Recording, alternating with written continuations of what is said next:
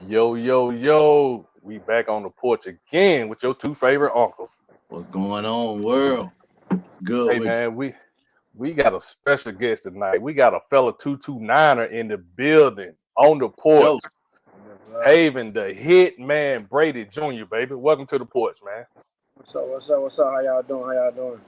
Hey all man, right, all right, man.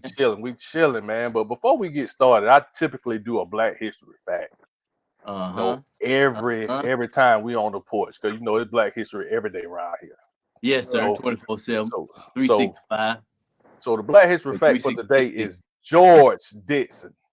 George Dixon is the first black uh, man to win a lightweight title, a world title, aka Little Chocolate. What the name George is now? Dixon. George Dixon, aka Little Chocolate. That's what they George called him. Dixon, Back in aka eight, Lil back Chocolate. in Okay, lightweight. 1890. Yeah, back in I can dig 1890. it. I can dig it. I can dig it. So so Lil so so Chocolate. but those of you who want to look more into it, hey, George Dixon, aka Little Chocolate. That's my Black Hey History man. fact for today, man. Hey man. Hey, y'all know we got soon to be heavy middleweight, right? I'm a super featherweight right now. Okay, super featherweight. We Yes, got the sir. soon to be super featherweight champion of the world The with us world, today. Craig. That's the world. That's the world, Not the man. city, but the world, The Craig. world. That's the For sure. champion of the world. Hey, Hey man, bro, give us a little back. we really Yeah, yeah. appreciate you taking time out of your day, you know what I mean? And because we already know you trained, even though you just got out the ring with somebody else, you know what I'm saying? The training never stopped because I can see the champion and I see it in your eyes, you know what I mean? I see the For sure. drive. Yeah, I see it that you're gonna do what you got to do to be where you need to be. Right. I see that, man. So, we got a Kurt Uncle Golden now. We have a nonprofit that we're having an event with this young lady. Um, she received over $11 million in scholarships for high school. And quick plug in, her mom is coming on the show next week, next Tuesday, to give us an overview of that. But this is the type thing that we want to do. And if you know anybody over there in Albany that would could benefit from this information, share it with them. You know what I'm saying, so that they can understand how to count that money for you. Right. So Hey, tell us a little bit about what it was like growing up over there in Albany. Coming from Albany to going to Vegas, what was that transition like? It was definitely different. I just knew. Since I was young, I always wanted to be different. I always wanted to create my own lab, my own lane, and I think I definitely did that with boxing. With me really being the first professional boxer, and not only the first, but also fighting on different different networks and fighting on TV, and just being who I am. And I love it. I love helping the youth. I love giving back, and I feel like this is only the beginning. And as I build, I want the city to build too, and we just all, be a champion together. hey, man, I heard you was a hooper back in the day, man. I read that For sure, somewhere.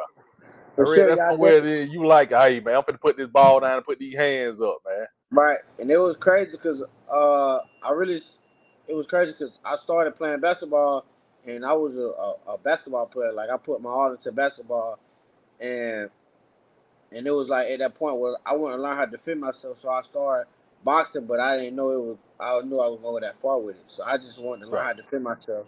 And then I was like, let me just try like an amateur fight, and then I tried an amateur fight, and then it kind of went from there. But then at one point I was like juggling both, so I Uh-huh. got like I didn't really take boxing super serious until like high school, like my 11th grade year, because I knew I was going. It was that time I think it was like 10th grade. I knew I was probably gonna play varsity, so I knew varsity practice so much, and I knew boxing I needed to train every day. So it was like either like one or the other, and so it was at that moment where I just said, hey, this is what I want to do, and I feel like when I made that change, that's when I kind of like went from 100 to 1,000 in boxing. Like my game just like kind of just went through the roof, and I started winning so much more. Yeah, it Okay. just took off Hey, from there. For those out there that don't know what school you went to, shout out your school, man. Shout out your high school. Westover High School for sure. Patriot. Hey, man. Patriot for sure. Those that don't know about Westover had some hoopers, man. So For sure. this Not man, even Hoover, they got all talent. man, Basketball Yeah. player, baseball player, football Yeah. player. Yeah.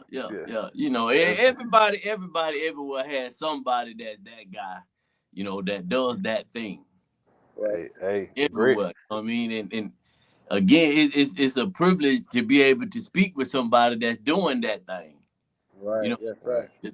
again, so you know, what was one of the moments when you what was the moment when you had that, bro? I'm doing this thing and I'm good at it.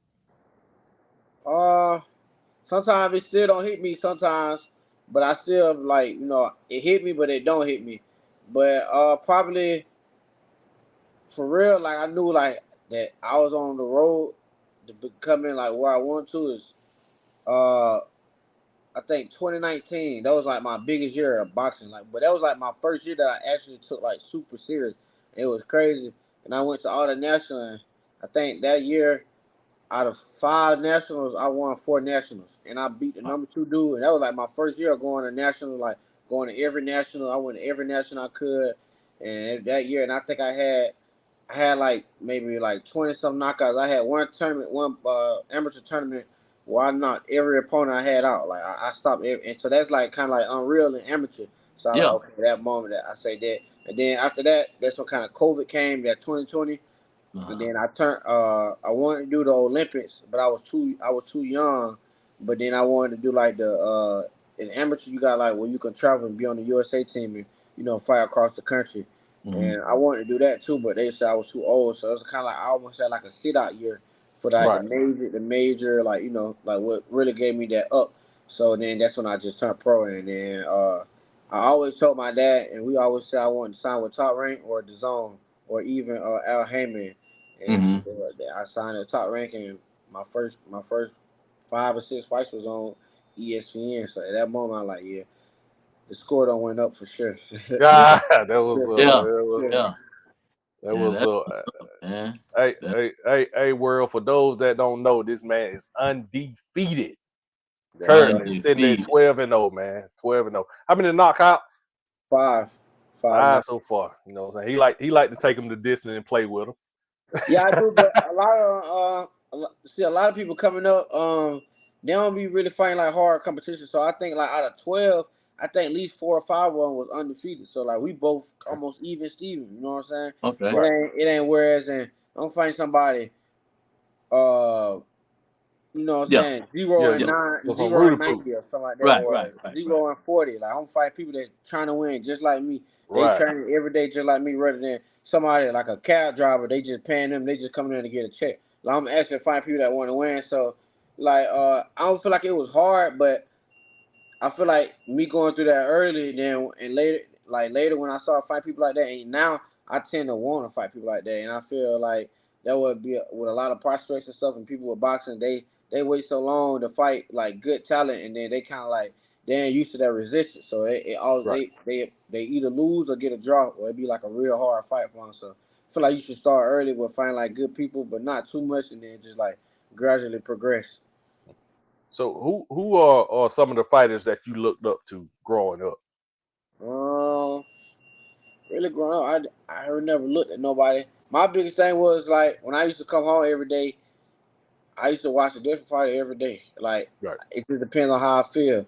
And then that next day in the gym, I try to like mimic my style off them. So like one day I watch Tank, one day I might watch Tommy Hearn, one day I might watch Mike Tyson, one day I might watch Floyd. So it's like every day I watch somebody different. It's like I ain't just had one fighter. It just depends on how I felt that day. Yeah. And so So it's just really have you only studied boxers? Have you ever you studied any martial artists or any other genres of fighting? no, I never studied nothing else. I ain't never really just got into it. I really trying to stay around my weight class. Like I really don't watch other than like Mike Tyson and the older people, but like people but right around my era and stuff, I really don't watch like too many heavyweights and stuff or like like big people because I want to like mimic my style off people that's like my size is fast and you know what I'm saying, Right. or Right. short and stuff like that where I can pick up off of. It'd be hard to pick up somebody like a heavyweight. They just throwing straight haymakers and like you know it's Right, easy. Yeah. right. So Yeah. I try to like mimic myself off of like Floyd, like somebody fast tank. You know what I'm saying? I watch Boots, Ennis. So like people like that rather than you know like a big dude or something like that. I don't really just like watch too much, but yeah. So that nickname, the Hitman. I know you brought up Tommy Hearns. Right. Hey, where you get the Hitman from? When we was coming up, my dad gave it to me. He was looking for like a nickname for me. And he came up with the Hitman. And then he had Okay. told me like he said when you earn that name, then we can start calling you that. And, like that can become your nickname. So it was after Yeah, so long, a couple of wins, a couple of knockouts, I had earned the name. So Yeah. I've been around with it ever since. yeah, That's what's man. Cause up. you can't have that name like the Hitman and be looking like Martin was, man. Yeah. No, for real. Yeah. I don't want to fight no more. I don't want to fight no more.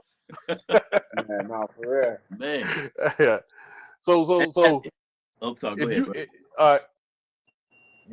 your dream fight, who would you like to see? Who versus me? Yeah, versus you. Uh, Your ultimate goal. I know your ultimate goal. Who would you want? Cause there's some bad boys out there, man. It is, but my biggest goal, I want to be a world champion. So right now, that's my first goal. So You all I right? feel like whoever in line for it, because when it's my turn to fight that contender, the person that might be there now might not be there then. So I don't want to call him out. He don't be there. It's just like whoever there, Right. because that's what I Whoever want. in the way. I Yeah, I feel don't you. really have no beef with nobody. Like, hey, Yeah. this Right. boxing. You know what It I'm ain't saying? nothing personal. It Yeah, ain't Yeah, yeah. it nothing ain't that personal. Look person. here, man. Look here, man. This ass whooping is not personal, bro. Right, yeah, I'm going to work right now. Y'all right. hit the clock. Now It's like let's go. You know what I'm saying? it's like a free Don't even fall. worry about it. It's free for all. Every man for himself. So it's like, That was yeah. up, man. That was up. That was up, right? I thought about Have you boxing ever one time in my day. have you ever taken a punch and was like, okay, I feel you. Uh, I ain't never took no point. I don't got hit before and be like, yeah, okay, I feel that. But a lot of people like they don't got like just like start seeing stars or been like, Yeah. sheesh, like I might have changed. Like I never got hit like that. Knock on wood. I hope it don't be no Hey, day. I hope I just yeah. be one of the fighters that never just got hit. But I just try to stay. I try to stay on my defense as much as I can, be sharp with my defense. And I have got in a couple fights, I don't got hit with a couple shots, and like my head went back. But like, I don't know, my adrenaline be running so much, and Yeah. my Right. adrenaline be running, and like I be in shape so much, like it don't even phase me for real. Right. Yeah, Even right. the You little stuff already I do have get hit with, yeah. you have an automatic reactive response program Right. for every action that I feel you. I get it. I get you, man. So, and Yeah. what other ways or what message would you leave that young individual that's over there in Albany right now that has all the talent and potential, but is not getting the spotlight that they feel they should get? Hey, man. Aunt say Albany. I want you to talk to everybody. Talk to Dooley County too, man. Right. Don't just stay over at Albany with this Right. knowledge. For real, what I tell a lot of people is if you keep doing what you're doing, I feel like if you put your heart, you put everything into like your craft or whatever you're doing. If you want to be a chef, if you want to be a actress or whatever you're doing, if you put 110% in, either two things gonna happen. Either you're gonna be successful or it ain't gonna work out. If it don't work out, that means that's not your calling. That means you're calling something else. So I feel Yeah, like either one gonna happen. Either you're gonna be great and it's gonna happen how it's supposed to, or whatever you trying to do is not, that's not for you. You know what I'm saying? Everybody have their calling. So I feel like that calling ain't for you. So if you right, keep going and as you going hard, whatever you what if it ain't your calling, you gonna pick up what's your calling. You know what I'm saying? You ain't gonna have to go out there and find it. This is like with me in boxing. Like I swear I my parents put a whole basketball court, a full court basketball court in the back of our house. Like I used to dribble inside the house. Like I was all in basketball from yeah, 6 years old all the way up to 16. You know, yeah, we had a whole AAU team and everything. Like I thought that was my calling, but it's like in the blink of an eye, it went from basketball straight to boxing. You know what I'm saying?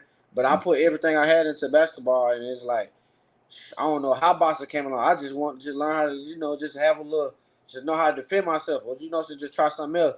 But I ain't think that was gonna be like my career and what I, what I'm saying, what I do for the rest of my life. So, like I feel like that, like whatever you do, just if you put 110% in it, your results gonna show. I feel like nothing else gonna happen. You know what I'm saying? Like Facts. that's with anything. And a lot of people they'll give up or things that happen, but that's like anything in life. Like everyone have problems and what I'm saying, everyone go through things. But it just like who come out on top and how you handle your situation. Because everybody's problems gonna be different. People have financial problems, relationship problems, all kind of different things. But it just depends on how you come out on top and how you use that, what I'm saying, to go to that next level with whatever you're doing. So that's my biggest thing for real. All right, cool. When the next time we're gonna see you in the ring, bro? Probably this summer. Probably July sometime. July. Looking forward to July. Got an Location. opponent, or you just Four hoping for times this somebody? year. What Got you an say? opponent? Got an opponent, or you just hoping for somebody? No, I don't have no pony. I don't have no official date yet, but I'm thinking this summertime. So Okay. probably July sometime. Okay. When they get closer, probably like a month or 2 months away, and then I'll probably like start getting an opponent and things like that. So do you always are you officially fighting out of Vegas now? No, I'm training out of Philly, but I'm still from Albany. It's just that's why I train at because of Okay. the better opportunity for it, like boxing and training wise and getting sparring and things like that. Okay. So, but what I'm asking is, do you have a centralized location where you're fighting from, or will you be just like moving around from different locations? Just getting on a ticket wherever. Oh no, I fight. I fight a little bit everywhere. Like my last two fights been.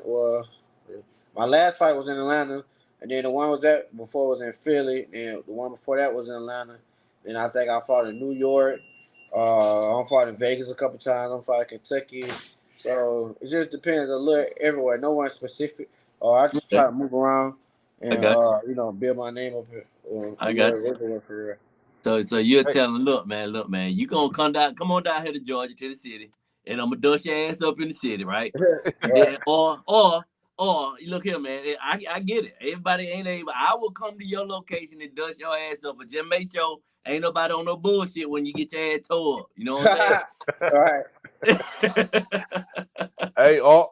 we're gonna have to peep in on him when he come back, man. Yeah, man. Yeah, Right. For got sure. to, Hey, got to be. I got to see one. So you know what, man. Right. You know how you when we out. This how we be looking when we watching folk fight, bro. I know you don't know, but we be in there. We be fighting too, bro. get You it. know what I'm saying?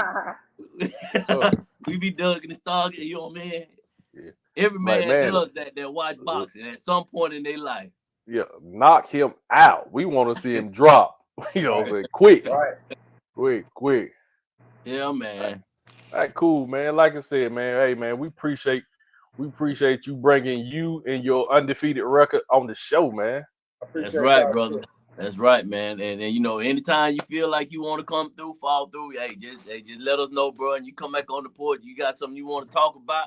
Uh-huh. Hey, we here. We here to chop it up. You know what I'm saying? The Right, only right, right, thing for we sure. ask on the porch is everything you say. Make sure you can stand 10 toes on. And Right, you done stood 10 toes on that 12 times. So ain't shit, right, ain't much else that need to be said about what you can do in that right. ring, man. And I see you holding that belt up over your head, bro. I see it already. That's the And goal. so let me be the first. If you haven't already been congratulated, let me be the first to congratulate you and let you know we appreciate you and keep striving and keep being the best you that you can be. Yes, sir. Yes, sir. Hey, man, if you reach this part of the episode, you already know what to do. Hit that like, subscribe, share button. Go on out there and follow up, check up on my man, the hit man, Haven Brady Jr. And you already know, be where you at while you there. And we gonna see you when we see you. Peace. 229, stand up, baby.